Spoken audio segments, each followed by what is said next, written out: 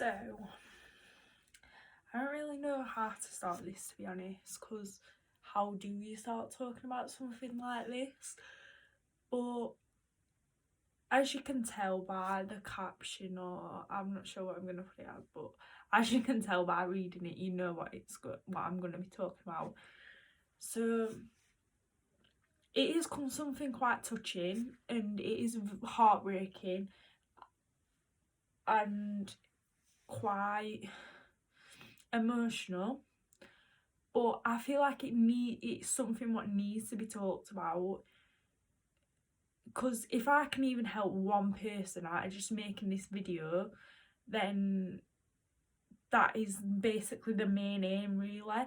Even if one person just reaches out to me and say, oh, I've had a bad day and listening to this has really helped, then that is just the main aim. So knowing this, even knowing someone a bit closer to home that has dealt and is still dealing with this, I don't really know what to say. I know that there is someone there that is close to home, like I said, that's coping with this, would have been something what would have really helped me when all of this started.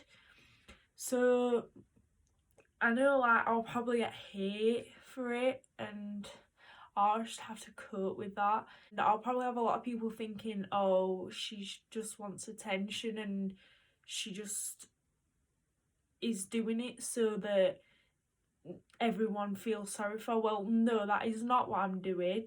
I'm doing it so I can support people. Like, I got the support that I needed, and people need to know that they can speak up.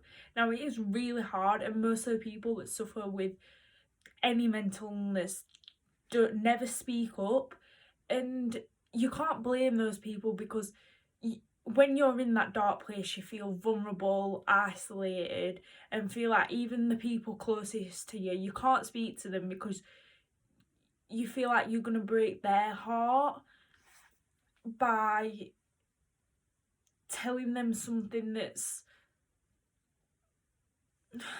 someone they deeply care about is going through a really hard time, and you just don't want to upset them. So you put on a brave face and you put on a smile and you fake the smile just so others think everything's okay and that everything's fine and you're happy and you're getting on with life and you have no problems. But really, that is not the case, and everyone has their own problems to deal with. Everyone has their own issues. Everyone has day-to-day things that they are dealing with, and that's really difficult, and it is really hard to manage, especially at such a young age. You're so confused in what's happening, just in your body, in yourself, in your mind. You're so confused, you don't understand your emotions properly, so it's even harder when you're faced with something and it's a challenge and you've never dealt with something so dramatic, and it's hard to get through it and it's hard to cope and it's like hard to know what to do. But this is just like from my point of view, and this is just my story. Like, obviously I've posted that picture already. It's not a really insight, it's just a basic, but I want to be able to help and support and reach out to loads and loads of people if I can, and that's why I'm making this video, to just explain it a bit more so those people know they've got someone. I would help anyone at all, because I know how challenging it can be when you're faced with something like that. Now, if we go back, so if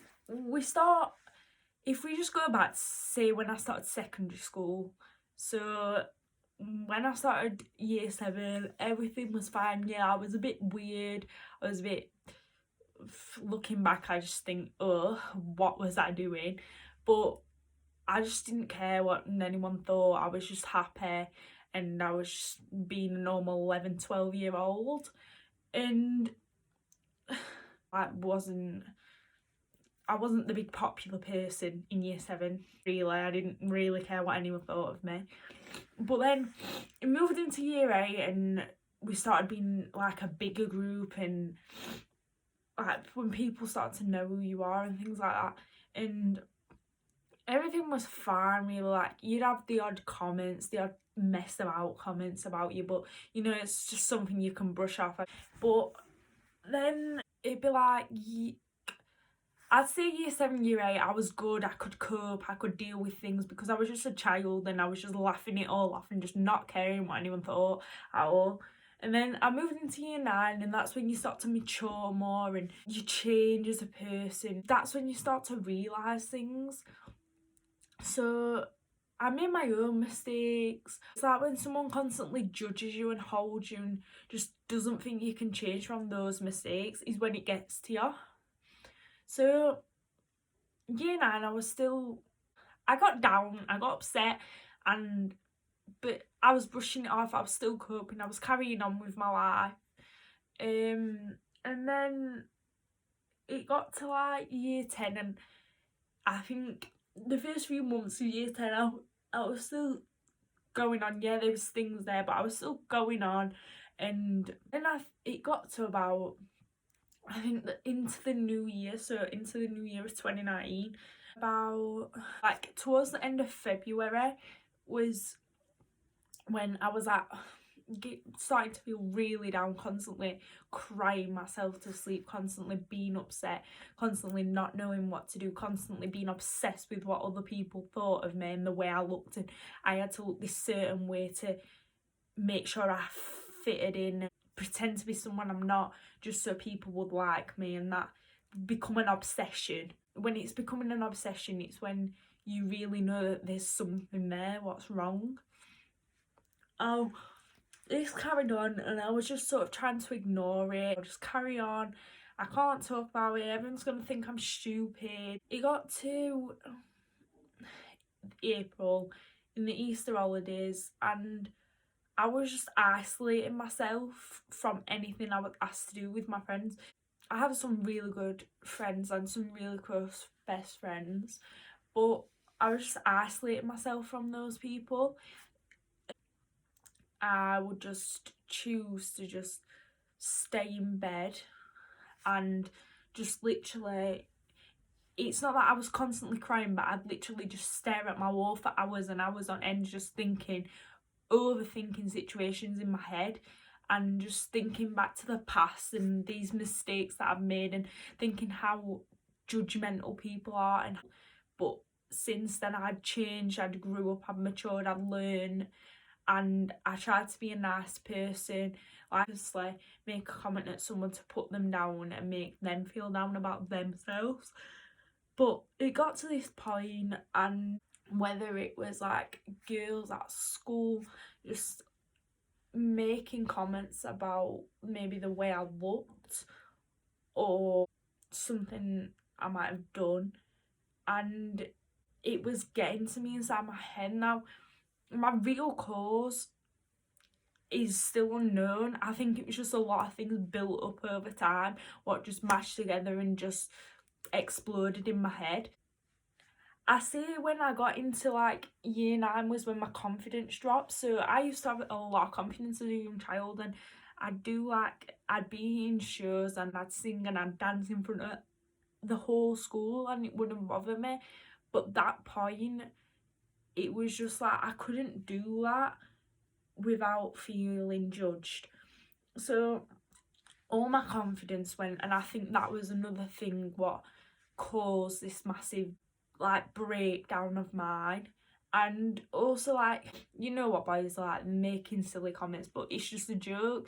So as I was insecure about myself, I probably was thinking I was brushing it off when really it was probably getting into my head and going round in circles in my head, and thinking, oh my god, this person thinks this of me, and oh my god, this other person thinks this of me. So no one wants me to be around, so what is the point in being here? And Like I said, in that April time, that's when I was really low. It felt like there was no escape. It was destroying me as a person. I wasn't me anymore. I looked in the mirror and thought, who is this girl? Because this is not Millie. And that's when sort of like the self-harm, the suicidal thoughts, the depression, the anxiousness started to really get into my mind, and I was thinking, no, this is not me. But they overruled and they took over my life. And now self-harming was not like a thing I got relief from. It wasn't making me feel better about myself.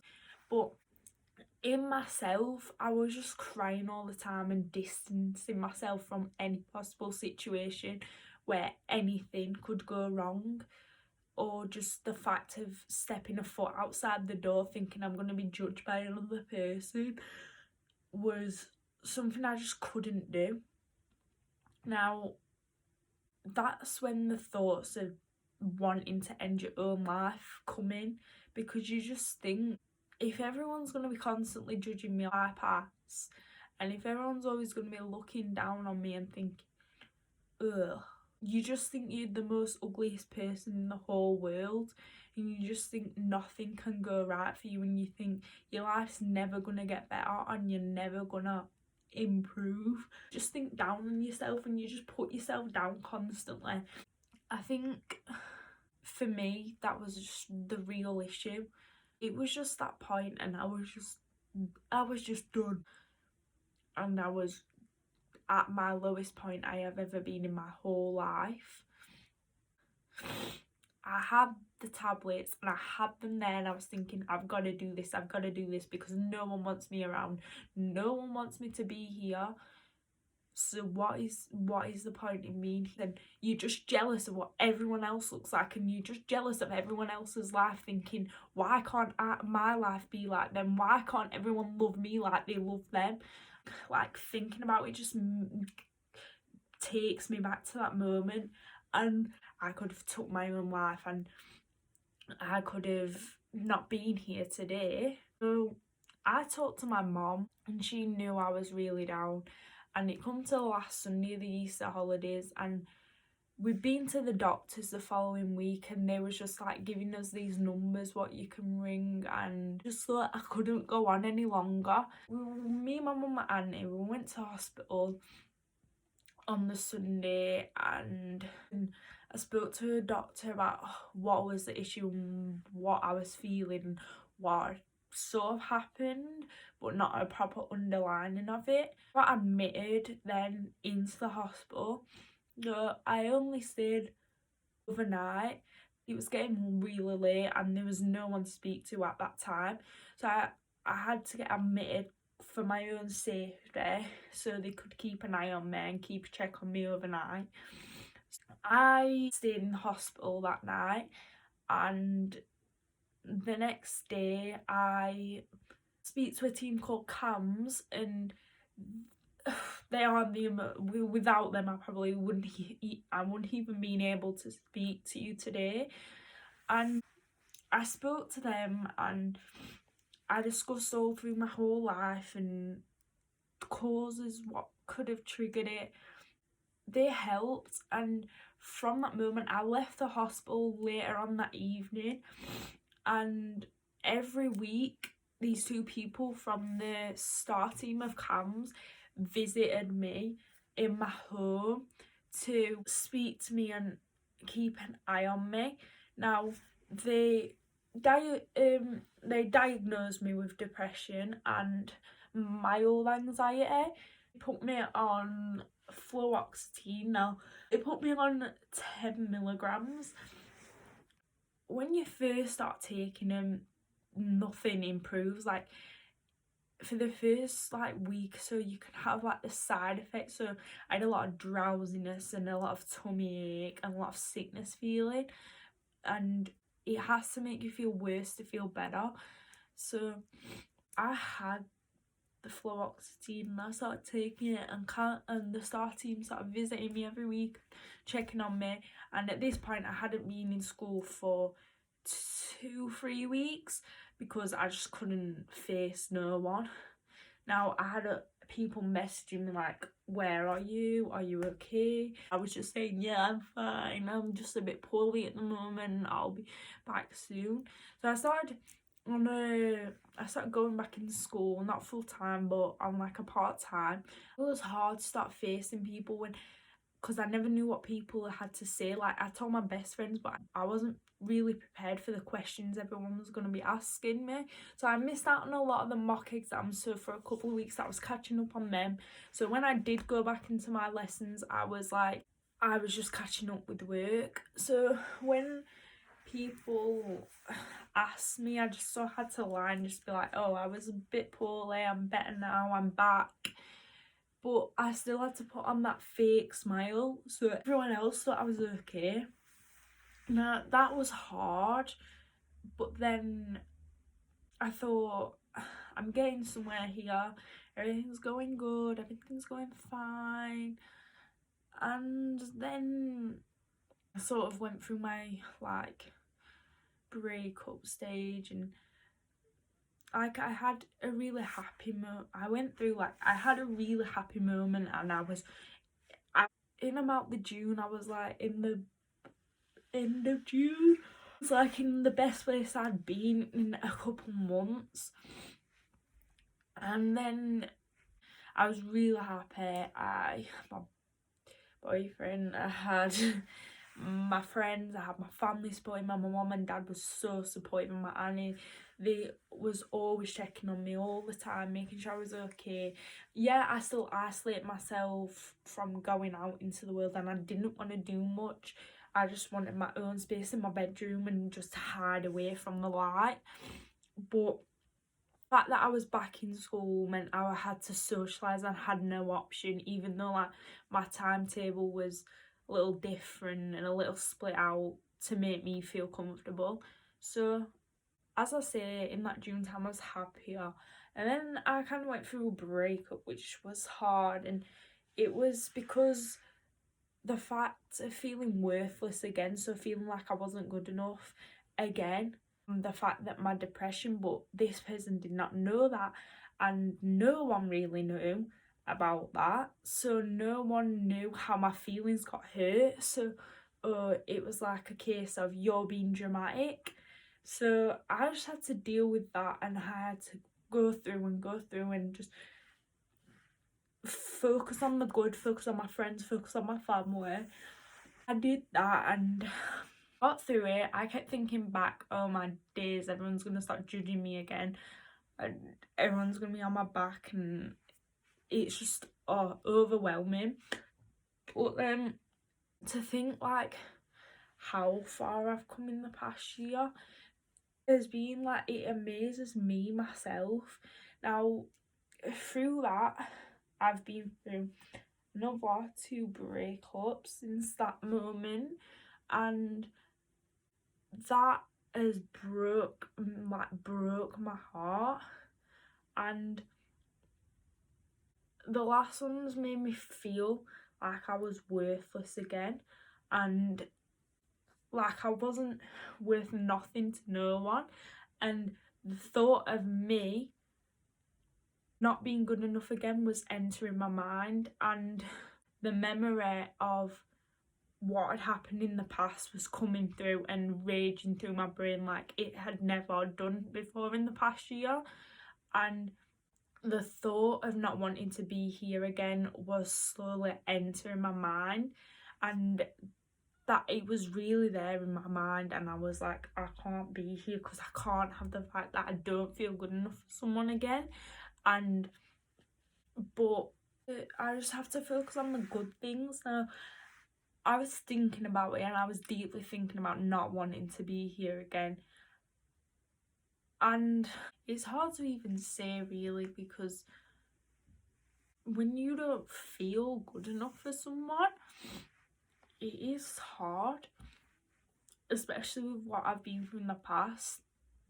And I have really bad trust issues now, and need constant reassurance to feel like I'm good enough so I don't end up in a dark place again. But if I could just be happy in me, That is just the main aim. I need to learn to be happy myself. And if this, like I said at the beginning, if this can just reach out to one person, just one individual, and show them that they're not alone, then I will have succeeded in what I needed to do. This is just for support and help, and just the reassurance that people know that there is someone there for them. Battling with your own mind every single day is a big challenge.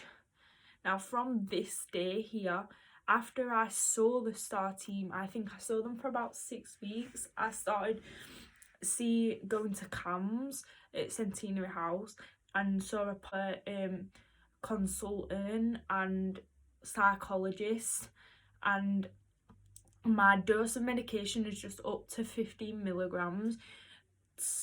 Now, this fluoxetine works with the chemicals in your brain, so it works with stuff like your concentration span, your memory. I can't really remember everything what it is. Your mood swings, your feelings, your emotions.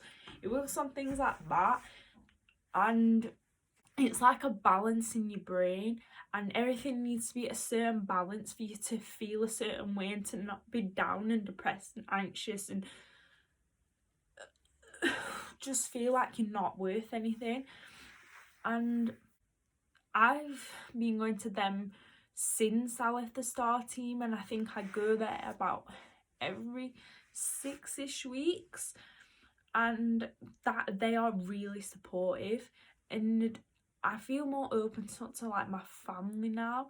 So as they supported me, like I feel like I can talk to them. So if I'm feeling down, I talk to my mom, and she just kind of understands and makes everything feel better and makes everything feel worthwhile. And just, it's hard. This is a really hard, delicate subject to talk about for absolutely anyone. But everyone has their own mental health issues, and everyone has something they have to deal with daily. Now, making this video is really hard and real soul destroying and dramatic and intense to finally open up to everyone about my story. But if I can just help others in any way possible, then I've achieved a goal. I don't want anyone to feel as low as I felt. I don't want anyone to feel as emotional as I felt. And yeah, you're probably thinking, oh, all this is fake, like it's all just the tablet what's making the smile appear on my face in the photos I post. But no, that just works in balancing the chemicals in my brain. It doesn't make my life fake and unrealistic. It just helps support me to be the person I am today. And if that's what someone else needs, then that's fine. You should not feel ashamed and embarrassed that you have to take a pill or a tablet to get you where you need to be. It's not an embarrassment. It's not something to be ashamed of. You should just be proud of yourself that you got to the place you are today, because 6 months ago you was in a place that you're not in this moment in time, and you was dealing with different things you're dealing with in this moment in time, but you got through those things, and that just gives you a bit of perseverance on knowing that you can deal with the things that you are coping with now and know that you can carry on. And I think that's how I look at it now. So you've got to have like what it is kind of attitude, and everything like so it happens for a reason. So if you have that mental state, then you can pursue and carry on and persevere and just be you. I think you should never care what anyone else thinks, because people are always going to have something to say about you. And if you can get it into your head that you shouldn't care what others think of you, then that will reassure you to be happy.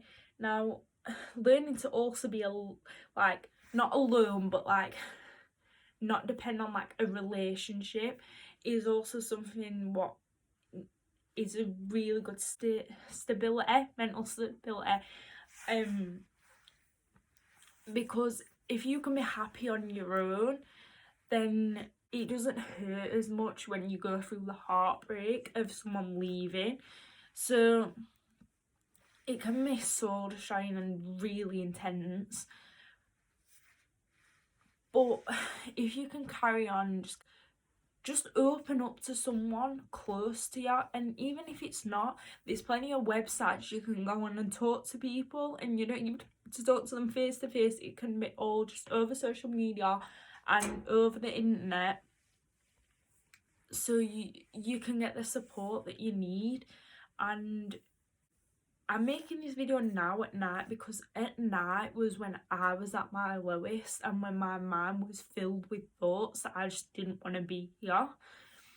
And I've held myself together and I've not shed the tears because I'm proud of where I am today, and I'm not ashamed or embarrassed to say that anymore, because I've been through a lot.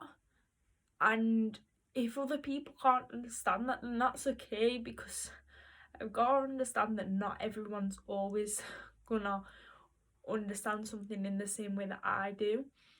But if you are listening to this and you're having any of the thoughts what I've coped with, please do not hesitate to message me, ring me, anything you need, because I have dealt with it and I will help in the best way possible I can. And you just gotta stay strong, guys, and just be you at the end of the day. So I really hope this has helped. If it's not, I do really apologise. I'm really sorry. But I really hope that this has helped and got the message across that I wanted to get across. It kind of feels weird just talking to my phone, but I just want you to know that I have you, I'm here always, and stay strong.